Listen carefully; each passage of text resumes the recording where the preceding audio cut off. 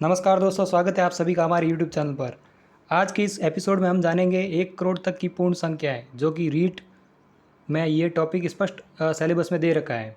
यदि आप हमारे चैनल पर नए हैं तो चैनल को सब्सक्राइब करें और वीडियो के आगे से आगे शेयर करें और ज़्यादा मात्रा में लाइक करें। तो चलिए जानते हैं आज के इस वीडियो के बारे में। क्या है 1 करोड़ तक की पूर्ण संख्याएँ? तो पहले मैथमेटिक्स में संख्याएँ होती है, संख्याएँ 2 प्रकार की होती हैं। आप देख सकते हैं, एक होती है वास्तविक संख्या, एक होती है काल्पनिक संख्या। अब वास्तविक संख्याओं के अंतर्गत ही 3 संख्या आती है और उनमें से एक है पूर्ण संख्या। ये आप देख सकते हैं, इसमें है प्राकृत संख्या, पूर्ण संख्या जो कि आपके सिलेबस में है, 1 करोड़ तक की पूर्ण संख्या है, और ये है पूर्णांक संख्याएं। इन तीनों को हम इसलिए पढ़ रहे हैं ताकि आपको किसी प्रकार की कन्फ्यूज़न न रहे, क्योंकि अक्सर विद्यार्थियों को कन्फ्यूज़न रहती है कि ये सर प्राकृत संख्या कौन सी है और पूर्ण संख्या कौन सी है और पूर्णांक कौन सी है। तो आप एकदम अंतर को समझते हुए आपको पूर्ण संख्याएँ करवाई जाएगी 1 करोड़ तक की। तो चलिए आगे बढ़ते हैं। उससे पहले ये जान लेते हैं कि काल्पनिक संख्या होती क्या है। जानकारी के लिए मैं आपको बता देता हूँ कि काल्पनिक संख्या जो होती है, अंडर रूट के अंतर्गत माइनस प्रदर्शित करके जितनी भी संख्या 1 हो, चाहे 10 हो, चाहे 20 हो, ऐसे करके कितनी भी किसी संख्या हो सकती है, वो सारी काल्पनिक संख्याएँ मानी जाती है और इसको प्रदर्शित किया जाता है आई से, और इसे कहते हैं हिंदी में कहते हैं आयोटा। गणित की भाषा में इसे कहते हैं आयोटा। आई से प्रदर्शित करते हैं और ये है काल्पनिक संख्या है। और आई का जो मान होता है वो होता है अंडर रूट -1। चलिए अब आगे बढ़ते हैं टॉपिक पर।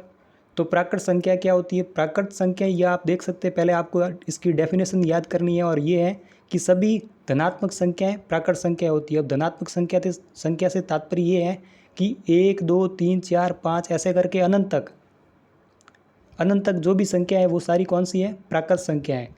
इसे हम n से प्रदर्शित करते हैं। प्राकृत संख्याओं को किससे प्रदर्शित करते हैं? n से। n का तात्पर्य है नेचुरल नंबर, इसलिए इसको n से प्रदर्शित करते हैं। फिर है पूर्ण संख्याएं, ये ही है सबसे इम्पोर्टेंट। अब पूर्ण संख्या होती क्या है? पूर्ण संख्या ये क्या है कि प्राकृत संख्या जो होती है उसके आगे आपको 0 लगाना बस।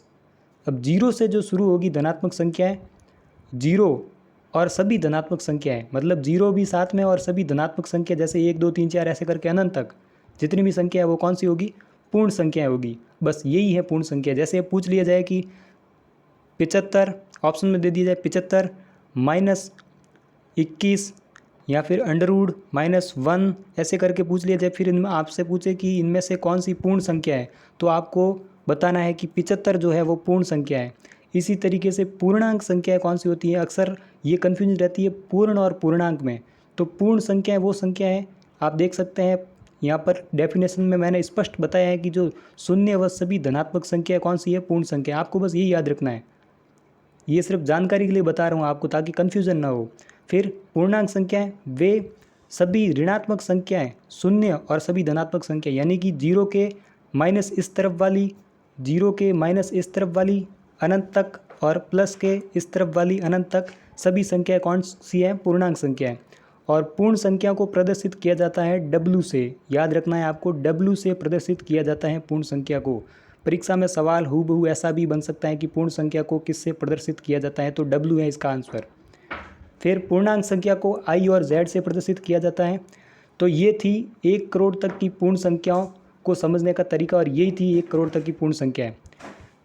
तो हमारा एपिसोड यहीं समाप्त होता है। यदि आपको हमारा वीडियो अच्छा लगा तो वीडियो को लाइक करें और आगे से आगे शेयर करें, और ज़्यादा से ज़्यादा मात्रा में चैनल को सब्सक्राइब करें ताकि हर वो वीडियो आपको सबसे पहले प्राप्त हो। धन्यवाद।